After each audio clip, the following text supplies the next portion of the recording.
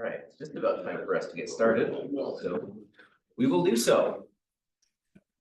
I like to start just about every class with announcements. So that's something that will be useful to everyone else. If you walk in a few minutes late, you probably missed the announcements. Come talk to me after class if that's the case, or swing by my office, ask me, is there anything I need to be thinking about at the moment? Anything of the sort. I don't usually post a ton to Canvas announcements unless it's a large scale change. You can also watch just a few seconds, the first few seconds of a lecture video when I upload that. I did not get a chance to upload yesterday's, but I will have both of those up today. Both today's and today, so that you can take a look at what happened. We're almost through this very first review, very brief review of sets, and we're actually going to go into new content to most of you. So the last thing we did was we talked about tuples, order mattering in tuples, and a cross product being every possible tuple where the first element is from the first set, the second element is from the second set. So I wanted to very briefly, I can at least do this to clear the screen, give you an example. We want to take a cross product from two sets. We'll just say S1 is A, B, and C. S2 is 1, 2, and 3. What is S1 cross S2? We know it's going to be a set, but it's going to be a set of tuples. So how would I go about this? Pretty much multiply each index in S1 by every other index in S2. So you have A1, A2, A3. Then you repeat for every other item until we have A and 1. We have A and 2. We have A and 3. We have B and 1. We have B and 2. We have B and 3. We have C and 1, we have C and 2, and we have C and 3. So it looks something like this. Notice how nothing starts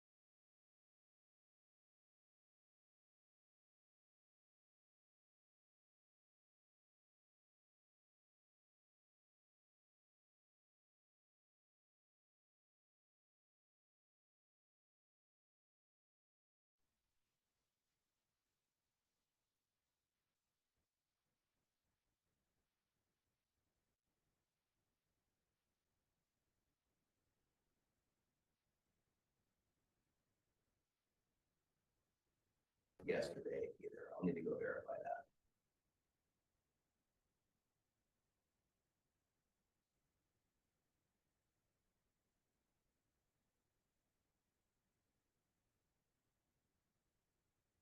Oh, you can hear the audio. Yeah, now it is actually picking it up. Yay. Okay, we're good. We're back. For those people looking back on this at a later date, I'm just really quiet. So we can break down a sentence into some number of components. The sentence can be broken down into something that we call a noun phrase and something that we call a predicate. Note that these are still what I will call variables for the sake of them, and that they don't define anything in terms of the actual characters in the English language. But we've now broken down a sentence into what a sentence starts with and what a sentence ends with. We can further break down a noun phrase into its components. Well, a noun phrase is just an article followed by a noun. A predicate is just a verb. And again, this is a simplified version of English, but it's something that we can use to state that here is how we construct a legal basic English sentence. We will now restrict the English language tremendously for our own benefit. The only two articles in the English language are the and a. The only two nouns are boy and dog, and the only verbs are runs and walks. So now I could ask, is the boy runs a legal sentence according to this grammar? And the way that you would do this is you're going to start at sentence, and you're going to say, all right, well, a sentence is made up of a noun phrase and a predicate. The noun phrase breaks down into an article followed by a noun. The predicate breaks down into a verb. So you could kind of draw this out as some kind of tree where we have sentence. All right, and that can break down into two components. We have I'm just going to call this a noun phrase and a predicate. We can break down the noun phrase into an article followed by a noun, and this just becomes a verb. Now we can actually make substitutions for these variables and replace them with constants trying to produce this sentence. So an article can be this vertical bar just stands for or. So we can now turn this into the actual string, the. A noun, we want to produce boy, so we could. And a verb, we can now replace with, we want runs, but that is also a legal verb. So we can replace this as, and we see that we've created the sentence. We concatenate these together with spaces in between them, assuming that that's something that we can do, and we get the sentence that we were trying to derive. So the grammar states in a nice, clear, coherent way all of the possible sentences in the language. If you could go through this process of starting at the beginning, at this start state, everything is a sentence, and break it down into its associated components, those components become either a sentence in the language or show that there is no such path down this that creates that sentence. Therefore, it shouldn't be in the language. It isn't in the language. Questions on that?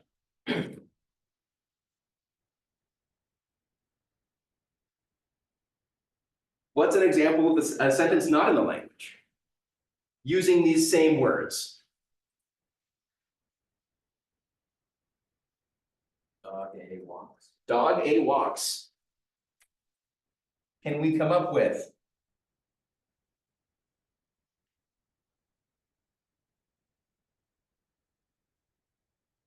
We wouldn't be able to, because we break this down in the same way.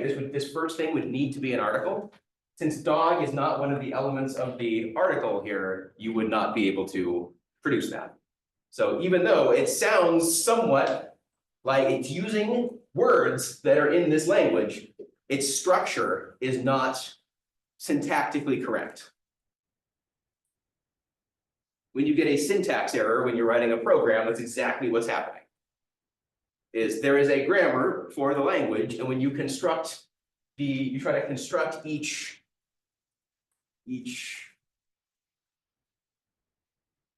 whatever I'm trying to think of, each statement out of some number of components. If those components don't line up in a way that has meaning, then you have a syntax error. The compiler cannot determine what you mean with the symbols that you have typed. They're not in an order that has some kind of logical meaning. And it works exactly the same in English. You can say perfectly legal English words in an order that just does not have meaning. Maybe you can attempt to reconstruct the meaning. A dog walks, great, that has meaning, but is that what the intention was? How sure are you? Are you making any assumptions when you do that? If you're a compiler, do you ever want to be making assumptions about what your programmer is trying to state? No, because you end up with JavaScript.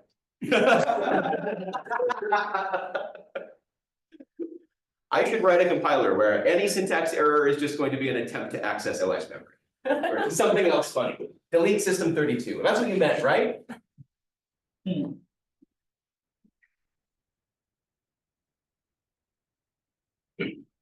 So if you have a complete grammar, now we're just adding the word complete in front of a grammar, that will tell you, or a way to distinguish every possible sentence in the language. So that way, if the grammar can produce some sentence, that sentence is always in the language. If it cannot produce some sentence, then that sentence is not in the language. There are no counterexamples either way.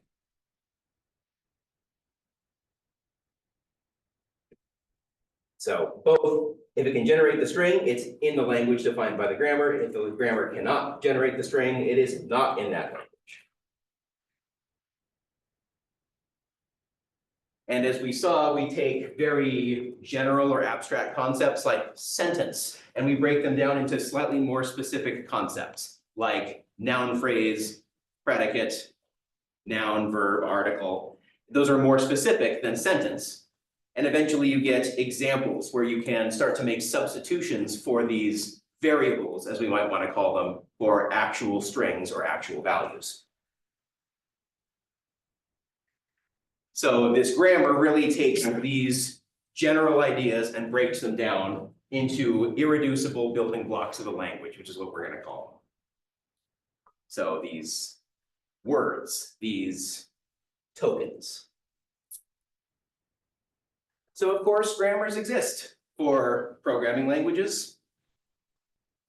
How complex do you think they are? Any guesses as to the complexity of an actual grammar for a real programming language? Quite? Let's go find out.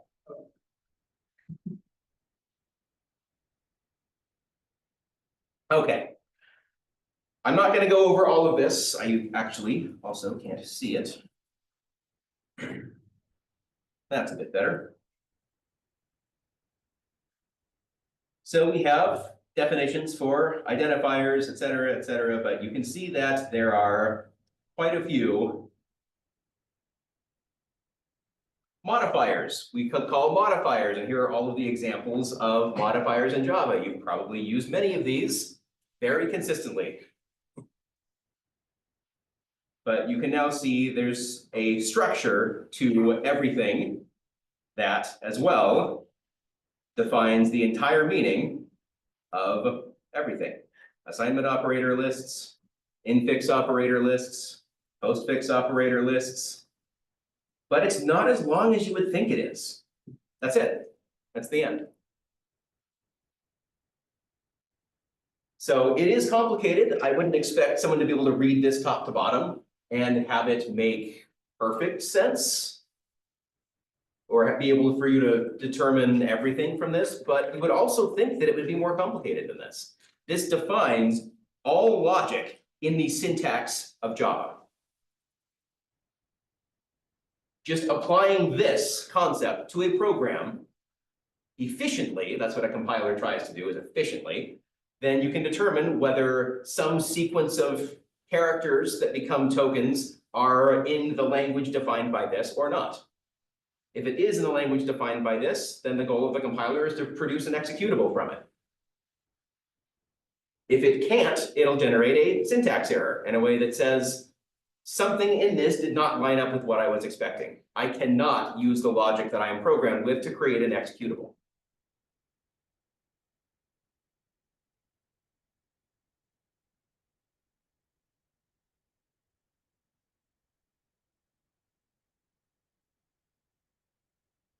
We'll give you the actual formal definition of a grammar. It's defined as a tuple with 4 elements. We'll also call that a quadruple. It's defined as V, T, S, and P. We're going to call V our variables. We have a set of terminal symbols, a start variable, and a set of productions.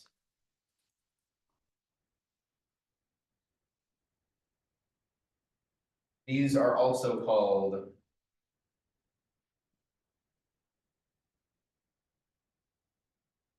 non-terminals. I'll be using these interchangeably. So variables and or non-terminals. So we will see that most grammars look something like this. We'll have S arrow, and S just means the start. So S here is the start variable. This tells us where in this grammar is the general starting point. From the example from before, that was the sentence. It's the most abstract component of this grammar, and it's also where anything starts. We can define any combination here that allows us to say, what do we break down this S into? Maybe as part of this, there is another non-terminal. All non-terminals will be capital letters. And then we can define, all right, well, A now can break down into some more components. And part of these will be what we call terminals that are the actual strings or elements of strings. So this would be the and dog and walks from the past grammar. So actual strings that are part of a language rather than a variable. Yeah. All the sentences that are in a language are pulled from the sigma star. And the grammar imposes a structure on the sigma star elements to make the language.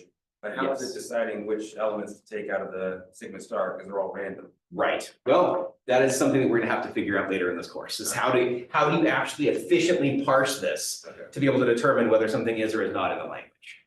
That is a very difficult problem and will be a significant amount of our. For now, though, really all you need to be thinking about is non-terminals lead to some number of terminals and non-terminals. If we're defining this, we need to define what are the set of non-terminals? What are the set of these capital letters that we can use as variables? What are the set of terminals? If we have a language that just consists of the characters A and B, then the terminals would only be A and B. The start symbol is where we start, and the productions are just all of these rows. Each one of these rows is a production. So let's say this is the start non-terminal. This is a non-terminal or variable. Maybe we have some lowercase letter here. This is one of our terminals because it is part of the actual, it is a character that is part of the alphabet, rather than some non-terminal that represents a variable that needs to be further broken down. And then finally, we have each one of these entire rows is a production. So non-terminal, arrow, some number of terminals and non-terminals. That is a production. That looks kind of gross. But does that make sense to people? How do we feel? Maybe a set of thumbs. How do we feel about grammars at the moment? I would expect most people to be about right here. As we will see throughout this course, I will usually introduce something and then give lots of examples and practice problems. So we will make sure that this makes sense before we move on. Let's give you an example.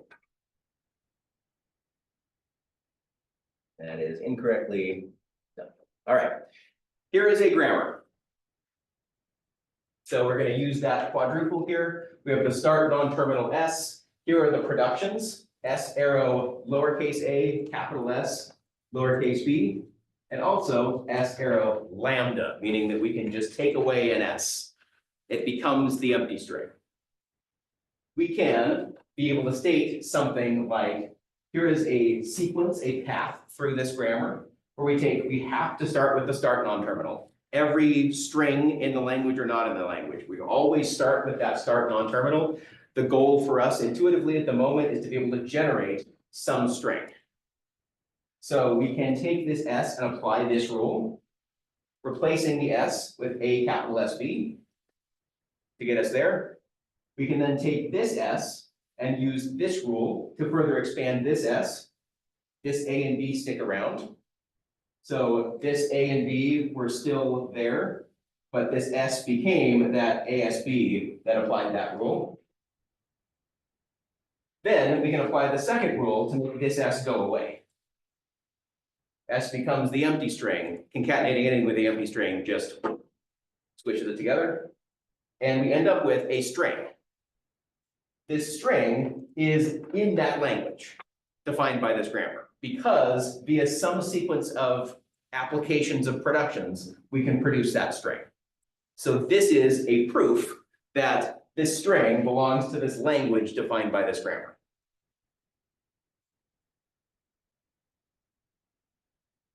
Question? So would a more complex one of these have more? More productions? Yes, more Yeah. productions. More productions, more terminals, more non-terminals. We'll actually talk about and allow or disallow certain kinds of productions. And those will distinguish the different kinds of languages that we're going to talk about throughout the quarter. That's a great point. So now the questions I have are, could we define the language that this grammar accepts? Could we use the terminology that we wrote in terms of concatenations and repetitions? And how could we now state the language accepted by this is what? We need some way to define that. They're just A into B. A to the N, B to the N? Like a set or something like that, maybe just set notation. If we wanted to, this is how we'll shorthand it throughout, but you might want to, if you really want to be technical, to say it's the set of all W such that, the set of all strings such that, I don't know, you end up with A to the N, B to the N. For any value of N. Yeah, you don't really even need to specify it. I would just go with A to the N, B to the N here. There's no further specification that is needed. Does that make sense, how this works? Do you see how this grammar produces this language? Basically, the only way to terminate this process is to utilize this second production. This first production is going to place an A and a B at the end. And there's going to be some middle section to this that is defined by this capital S. So we can repeat this production some number of times. If we repeat this n times and then terminate with this, we end up with A to the N, B to the N for some value of N. This also is very much like recursion, in that we're going to put this outer component, we're going to recurse to the inside, and now we need to define what this S is. Is this S ASB or nothing? So this would be your recursive case. And this would be your base case. This terminates what we're doing. So this just defines, all right, how many of these are we going to do? We apply this S arrow ASB, we get another A here, another B here. And we're working inwards. Apply the first production again, we get another A and another B. There's still this capital S in the middle that we need to evaluate. And maybe we hit the base case here that says, all right, we're just going to concatenate. There's no more space here. We get A, B, B, B. So that is A to the 3, B to the 3, because we applied this production 3 times and this production once to terminate it.